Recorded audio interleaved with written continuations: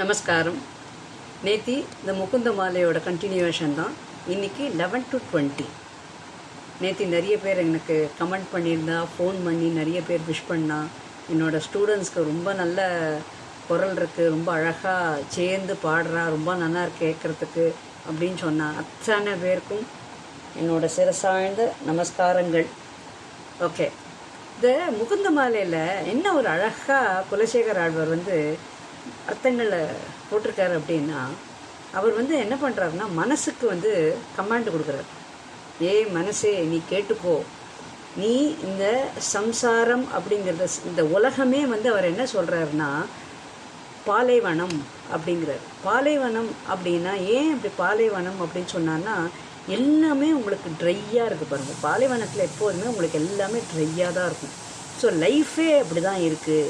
ஆனால் நீ உன்னை சந்தோஷப்படுத்திக்கணுமானா, இதெல்லாம் அவர் மனசுக்கிட்ட சொல்கிறார். மனமே, நீ உன்னோட சந்தோஷமாக நீ இருக்கணும் அப்படின்னா எல்லாமே நீ அந்த தாமரை கண்ணன் அவரோட பாதத்தில் நீ சரணடைஞ்சாதான், அவரோட நாமத்தை ஸ்மரணை பண்ணினாதான், அவரோட கைங்கரியத்தை நீ பண்ணினாதான் நீ சந்தோஷம் அடைவாய் அப்படின்னு இந்த மனசுக்கிட்ட போய் அவர் கமாண்ட் பண்ணுறார்.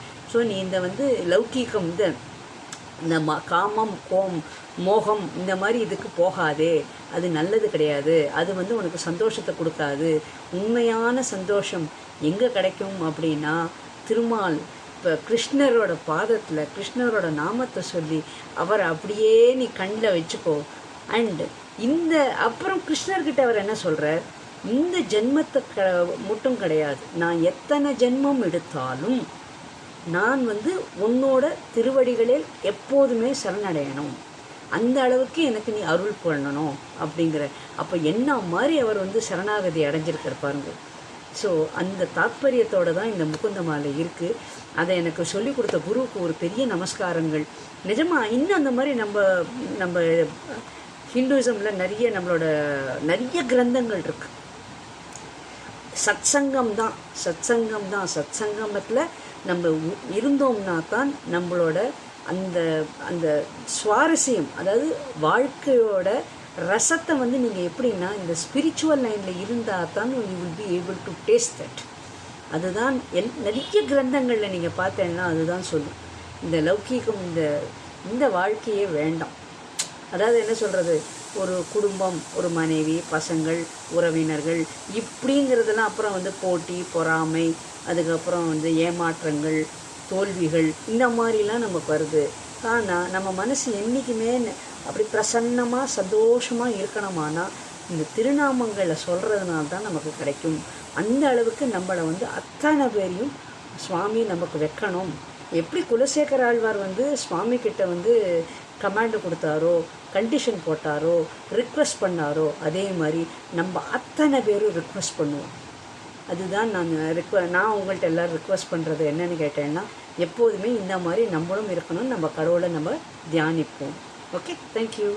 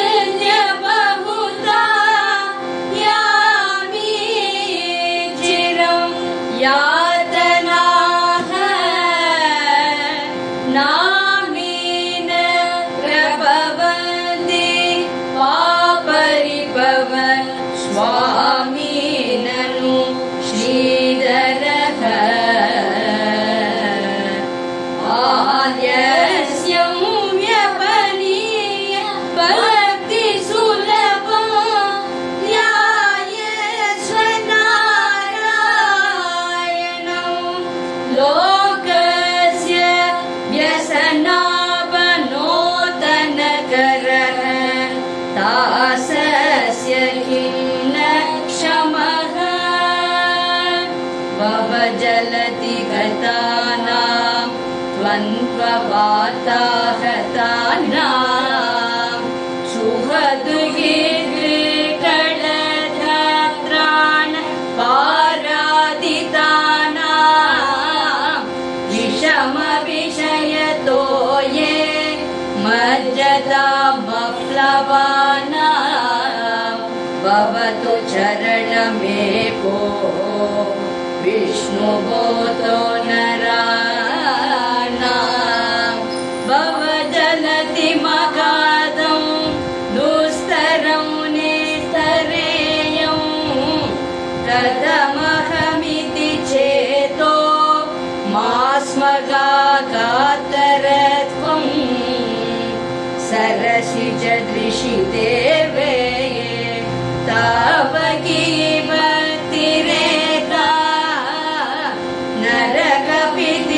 नरकपितिशर्णां तारयिष्यस्यवश्यम् कृष्णातो ये मदन भवनो दूत विमाले तारावर्ते तनय सहज ग्राग संगाकुले च न संसाराये महति जनतो मज्जदानस्त्रिताम पादाम्बोजे वरद भवतो भक्तिनामं प्रयच्छ मात्राक्षं क्षीणपुण्यान् क्षणमपि भवतो भक्तिहीनान् पदाब्जे मा श्रौष्यं श्राव्यबन्धं तव चरितमपास्यान्य दाख्यानजातम् मास्माक्षं माधवत्वा अभिभुवनपते चेतसा भक्नुवानान् मा पूर्वं त्वत्सपर्या व्यतिकररहितो जन्म जन्मान्तरेऽपि दिग्वे कीर्तय केशवं मुररिपुं चेतो भज श्रीधरं पाणित्वं अच्युतगता श्रोत्रद्वयत्वं शृणो कृष्णं लोकय लोचनद्वय हरे गजाङ्गियुग्मालयं जिग्रग्राण मुकुन्दपादतुलसी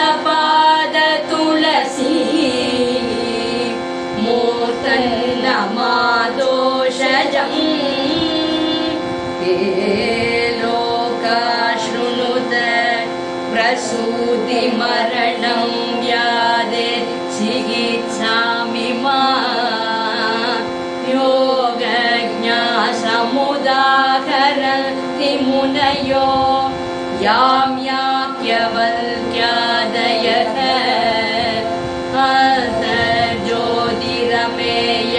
ज्योतिरमेयमेकममृतं कृष्णाद्यमापीयतां तत्पीतं परमौषधं विदनुते निर्वाणमाद्यन्तिकम् हे मद्याः परमं हितं शृणुतवो वक्ष्यामि संक्षेपतः संसारानवमावधूर्मि बहुलं सम्यक् प्रवेश्य स्थिताः नानाज्ञानमपास्य चेतसि नमो नारायणायेत्यमुम् मन्त्रं स प्रणवं प्रणामसहितं प्रावर्तयत्वं मुहुः पृथ्वीरेणुरनु पर्याप्सि गणिका फल्गुस्फुलिङ्गो नलः तेजो निःश्वसनं मरोत्तनुतरं रन्ध्रं सुसूक्ष्मं नभः शूद्रारुद्रपितामह प्रकृतय कीटा समस्तासुराः दृक्षेयस्रसतावको विजयते उमावधूतावतिः भक्तेना जलिना न तेन शिरसा गात्रैः सरोमोद्गमैः कण्ठेन स्वरगद्गदेन नयने मोहीन बाष्पाम्बुना नित्यं चरणारविन्दयुगल ध्यानामृतास्वादिना अस्माकं सरसीरुहाक्ष सततं संव्यत्यता जीवेऽहम्